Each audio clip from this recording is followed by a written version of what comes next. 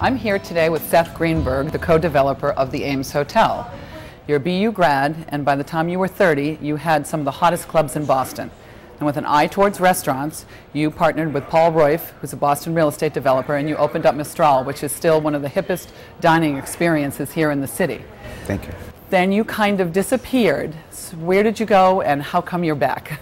I focused my attention in New York for a while, where I developed two beautiful big event spaces. I didn't leave Boston. I still owned Aria up until like 2005, which was a little nightclub I had in the theater district. And I co-founded Boston Common Magazine with my friend Jason Bin from New York City. Well. For some time I've always wanted to develop a hotel, and that's really been my focus now. It just happened to stumble across this Bowery Savings Bank building, and I was like, you know, I really don't want to do another event type of facility, but you know, just sometimes the opportunities present themselves, and you just you like a project and you just move on it. Between Mistral, Capital, Espace, I mean, you've kind of gotten a reputation for some fine dining, all right? But tell me, what is Woodward's going to be like? I mean, for our viewers, what is the atmosphere in here going to be like? What's the food going to be like? Who's going to be here? As far as dining goes, the plates are all designed for sharing. The space is designed very loungy. It's sort of like, it's not like proper seating. There's some high tables, some low, some medium. There's some couches and banquettes. There's some fireplaces. There's like a lot of quirky spaces.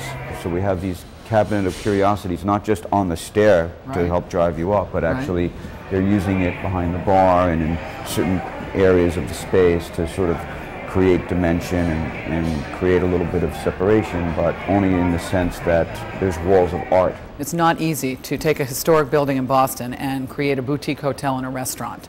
So what were some of the challenges? If you think about it, you've got a building that's at the entrance practically to City Hall Plaza. So the fact that this building had been closed for so many years and had just the idea that it was being restored, I think that in and of itself is a big, big plus. You've always been kind of ahead of the curve for nightlife trends, all right? When you refocused Paradise Rock Club, you offered college students not only the music that they wanted to hear, but at a price most of them could afford.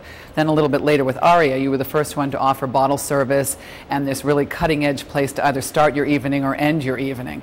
So what is it that grabbed you about this particular project that made, what did you look for in this particular project that made you say, okay, yep, this is what I want to do? I think there's been a transition in the world where, you know, the big clubs are not in vogue anymore, and people are really more interested in going to like more loungy kind of places.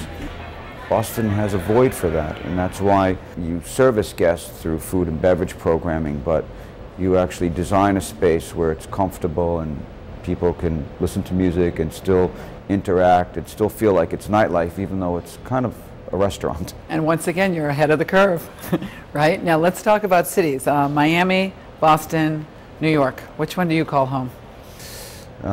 I'm sort of like this wandering character of sorts, and you know, I have family in New York, I have family in Miami, and I have a real connection to Boston.